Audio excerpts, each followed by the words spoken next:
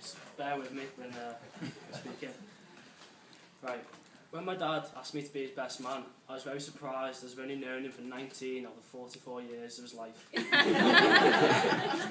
However, on reflection, I believe he was swayed by the fact I've only known him for 24 years, and therefore put rather embarrassing stories out of my reach, so he thought.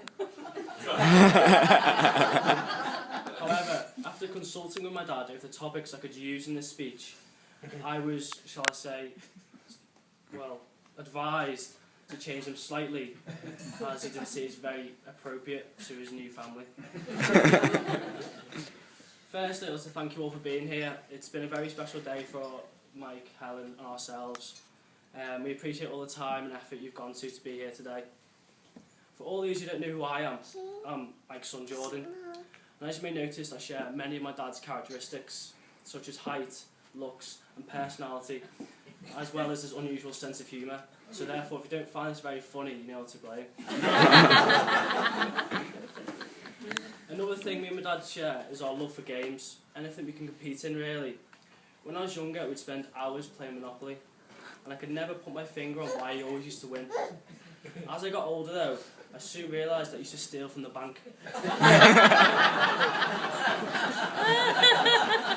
Ironically, this is how Helen came into my life.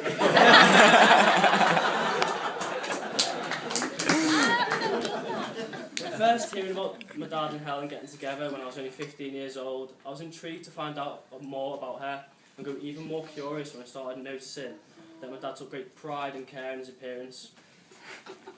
This is when I realised she must have really been special. As the Mike I knew woke up at 2 in the afternoon and was showered by 6. But now he's up and showered by 9 AM, the first time in many years he saw 2 9 o'clocks on a Saturday. This is when I realised, after 19 years of knowing my dad, Helen had finally shown the way of being a real adult. not just an oversized Peter Pan. I could tell straight away she was the right person for him, and she might actually be to help my little man grow up. It's been a tough journey, hasn't it, Dad? But we're finally here, settled and have a proper family. You deserve such a woman of Helen's quality.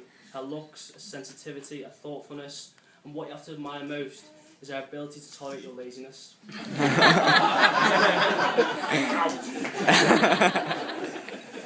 Luckily, Helen has plenty of experience in looking after 2 teenage boys, but I'm not sure she realised she's going to inherit 2 more. So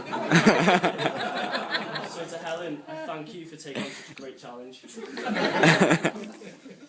As I'm not the greatest of speakers, as you can tell, I asked Stuart and Jamie for a hand preparing this speech. As we all know, Stuart loves to have a say in every single matter, no matter how big or small. And Jamie, well, would rather not say anything at all. Because as we know, he's a man of little words and of little actions.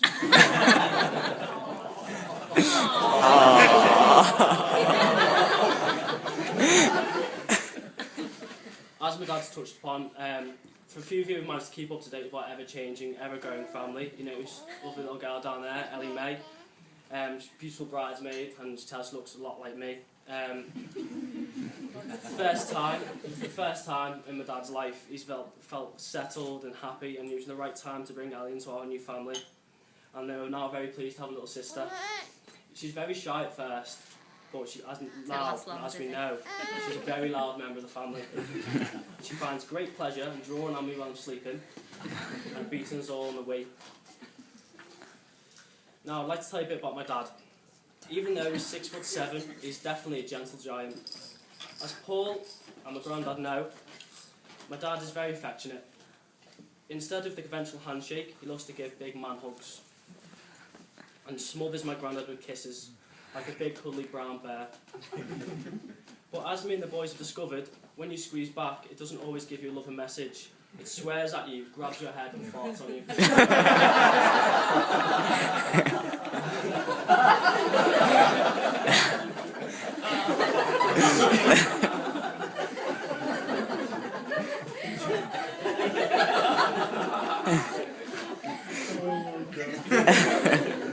His hobbies include sleeping, Xbox games, watching DVDs, and watching the fish swim in their dirty tank as he wakes to clean it.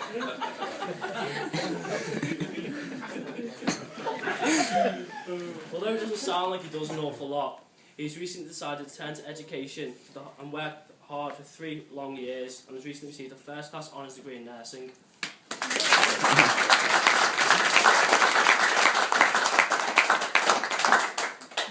My dad has always enjoyed being a prankster. I would like to tell you all of them, but as I warned you earlier, he said he can't embarrass him too much. Some of his pranks include flicking his bogies at Jamie, tricking Stuart to sniff his feet, regularly tormenting him with dead mice. Thankfully, his new victims seem to be Stuart and Jamie.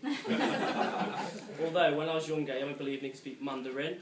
He played football with Ronaldinho, and he even made me cry once when he told me he was a victim of a shooting and he survived.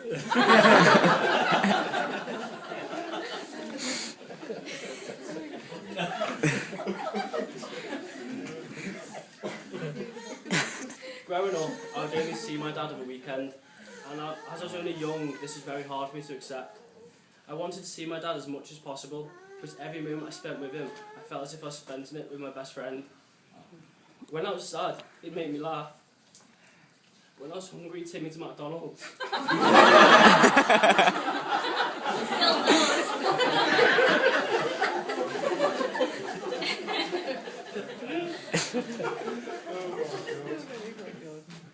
When I needed a friend, he was always there for me.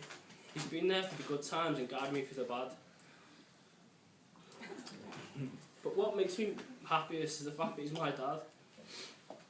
And I'm so proud to call my dad. But he's not only my dad, he's also my best friend. Yeah. It's like model.